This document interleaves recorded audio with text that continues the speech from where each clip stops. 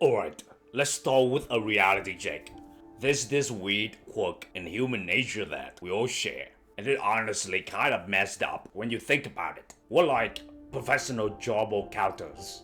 Seriously, we could get PhDs in focusing on what's wrong while completely ignoring what's right. The brilliant writer Dostoevsky nailed it when he said, "Man only likes to count his troubles. He doesn't calculate his happiness." Think about that for a second. When was the last time you sat down and actually made a mental list of all the good stuff in your life? Now, compare that to how often you laid awake at night, running through everything that's stressing you out, everything that's not going right, everything you're worried about. It's wild, right?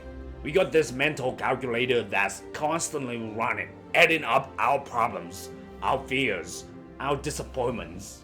But when it comes to our wins, our joys, our everyday miracles, that calculator suddenly goes offline.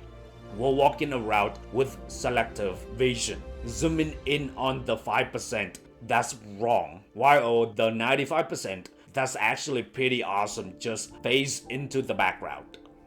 Here's the thing about happiness. It's sneaky as hell. Pan's got a metaphor. It's loud. It's demanding. It grabs you by the shoulders and shakes you until you pay attention. But happiness is more like a gentle whisper. It shows up in the quiet moments, the ordinary stuff we take for granted. Like that first sip of coffee in the morning when your brain finally comes online. Or when your favorite song comes on and you can't help but smile. Or that moment when you're laughing so hard with friends that your stomach hurts. These moments are happening all the time, but we're so busy scanning for threats, for problems, for the next thing to worry about that we miss them completely. It's like we're living life with emotional tunnel vision. We've trained ourselves to spot problems from a mile away. But we need reading glasses to see the good stuff that's right in front of us. And honestly, that robbing us of so much joy, so much peace, so much appreciation for this crazy, beautiful life we're living. Let's talk about what happens when we get stuck in trouble counting mode. It's like compound interest, but for misery. The more you focus on your problems, the bigger they get in your mind. That small work issue suddenly is a career crisis. That disagreement with your partner, now it's relationship doom. When you're constantly tallying your troubles, you're not just acknowledging them, you're feeding them, giving them power, letting them grow bigger and scarier in your mind. It's like watering weeds instead of flowers. You end up with this mental garden full of anxiety and stress, wondering why nothing beautiful ever seems to grow. But here's the kicker. While you're busy nurturing your problems, all these amazing blessings are withering away from neglect. You've got this incredible life happening all around you, but you're too busy staring at the weeds to notice the flowers. So how do we flip this script? How do we retain our brains to be as good as Spartan blessings as we are at Spartan problems? It starts with making gratitude a conscious practice, not just a Thanksgiving dinner virtual. I'm talking about actively hunting for the good stuff in your life. And I don't mean just the big, obvious things. Though those count too. I'm talking about the small, everyday miracles that we usually sleepwalk through.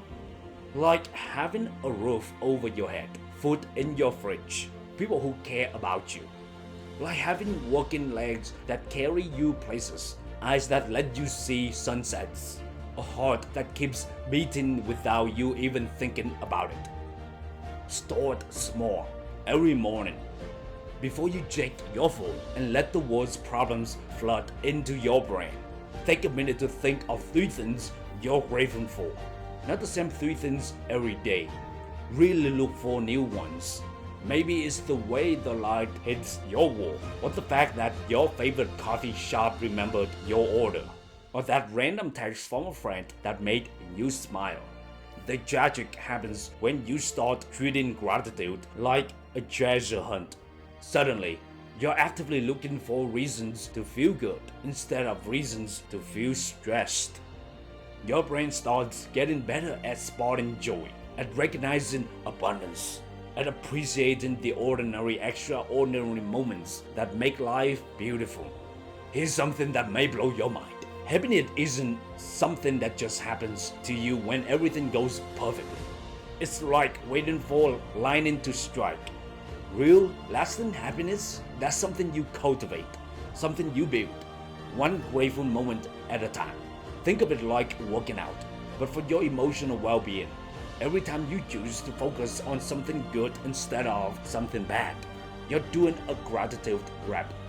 Every time you pause to appreciate something instead of rushing past it, you're strengthening your happiness muscles. Or just like physical exercise, the results compound over time. You start noticing more good things. You start feeling lighter, more content, more resilient when challenges do come up. You realize that you've been living in abundance all along. You just weren't paying attention to it. Look, I'm not saying pretend your problems don't exist or slap a fake smile on everything. Real life includes real challenges, and it's important to deal with them. But what if you gave your blessings the same attention you give your troubles? What if you became as skilled as recognizing joy as you are at recognizing stress? Shift your focus, and you'll realize there's far more to be grateful for than you ever imagined. Your life isn't perfect, but it's probably a lot more amazing than you're giving it credit for. So starting today, become a professional blessing counter. Your future self will thank you for it. And that's a wrap on today's episode. Until next time, stay limitless and stay grateful. Thank you.